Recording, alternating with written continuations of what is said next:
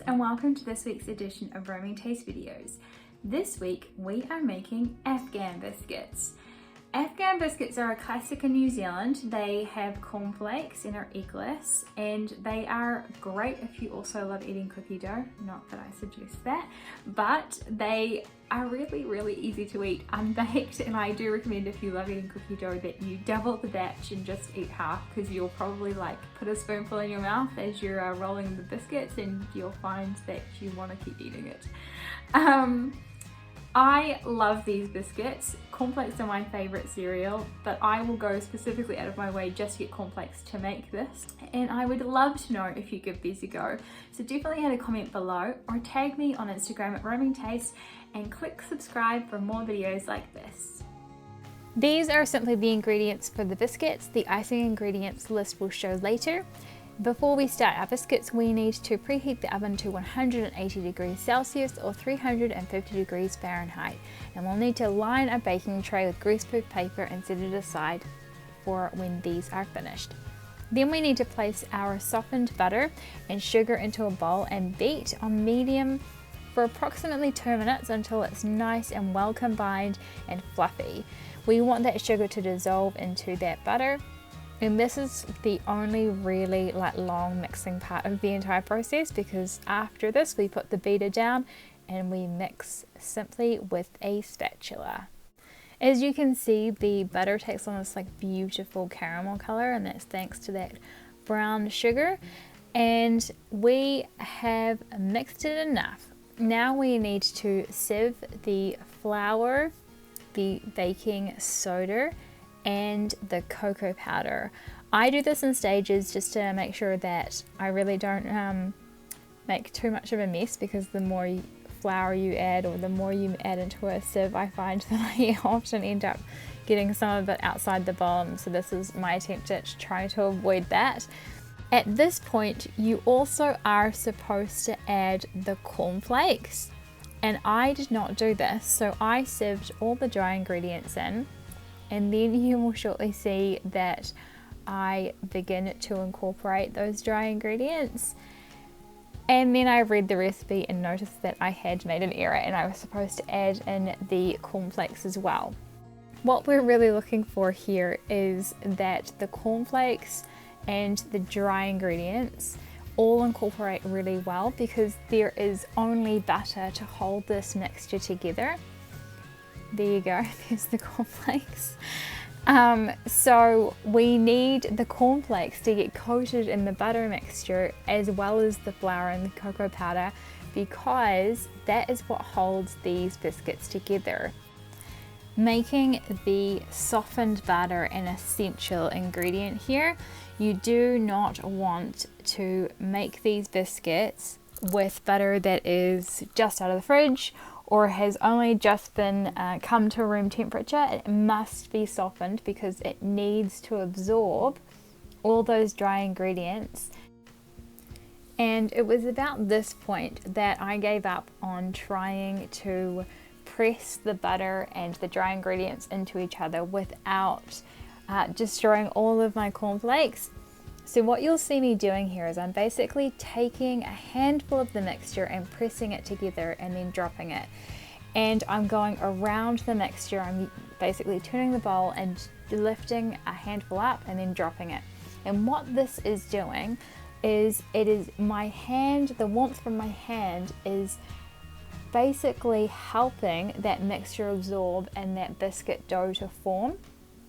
You will get quite messy here, but don't worry, because as you can see, this is starting to resemble a buttery biscuit mixture far quicker than if we had just continued to stir it through. And now we can make our Afghan biscuits. Because there isn't any other binding ingredient in these biscuits, they are naturally very crumbly. Even when they've been baked, you'll notice that sometimes you kind of need to put a hand under it, because the stray cornflake or a stray little crumb of beautiful cocoa flavor will just fall away. So the easiest way to form the biscuits is to take a handful amount and cup your other hand and kind of press them down. And again, that is then using the warmth from your hands to shape the biscuit and flatten them ever so slightly prior to baking, because they don't really expand or spread too much whilst baking.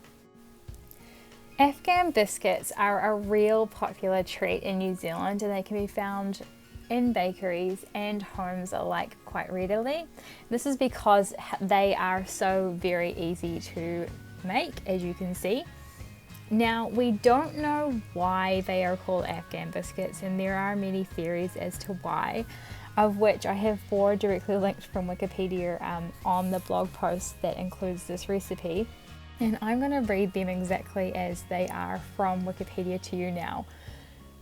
The theories as to why they're called Afghan biscuits include that they are similar to the craggy mountainous landscape of Afghanistan, or they were invented by a New Zealand woman to send to her beau posted in Afghanistan during the Second or First World War, we don't know.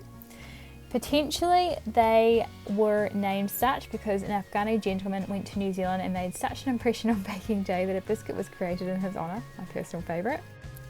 Or the final one, that the walnut kernel resembles the turban on an Afghani male.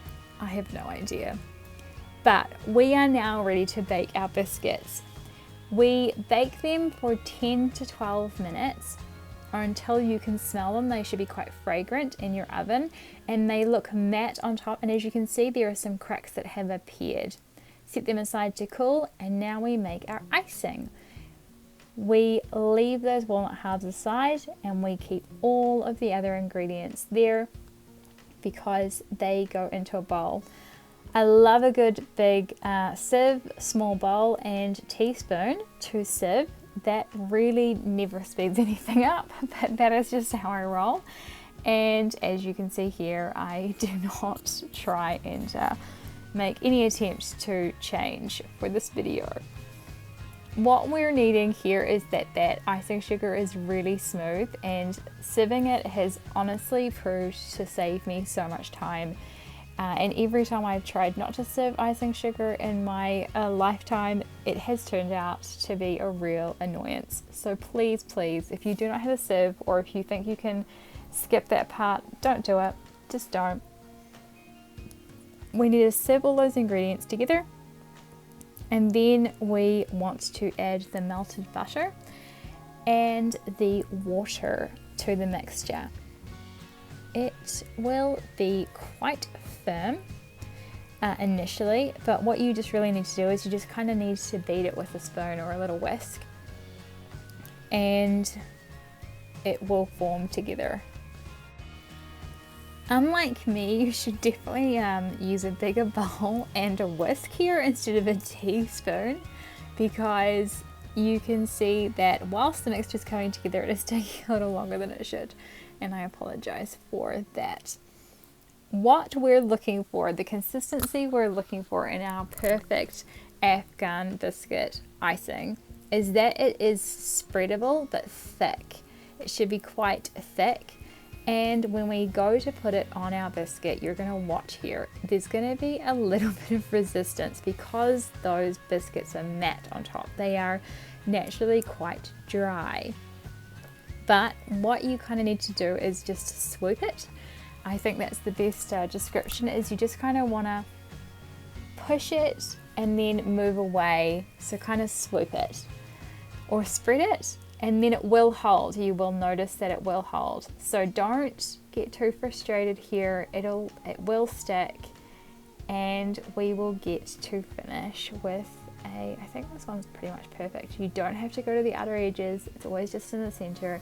And some people choose not to even ice their Afghan biscuits, and you could absolutely serve it like that. But honestly, I just don't know why you would, because the icing's so freaking good. Now we add that walnut halve, and we have one perfect Afghan biscuit. And repeat. These are the finished product. I hope you truly enjoy. They're so yum.